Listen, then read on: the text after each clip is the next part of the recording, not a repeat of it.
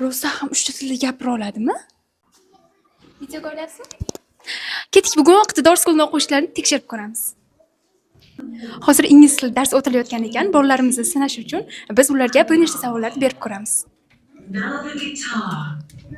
O'zingiz haqingizda tanishtirib bering. Hello, my name is Muhammad Rasul. I'm 6 years old. I'm from Uzbekistan. O'zingiz haqida gapirib bering. Hello, my name is Imana. I'm 7 years old. I studied Iqtidor School. My dad chose this school to study for me because this school is number 1 in the city. Our school is big and comfortable, and our teachers are professional and kind. Plus 2, 10. 5 plus 1, 7. 770. Ana o'qib beringchi. قديمة هذه الساعة. Вкусная ли еда в вашей школе?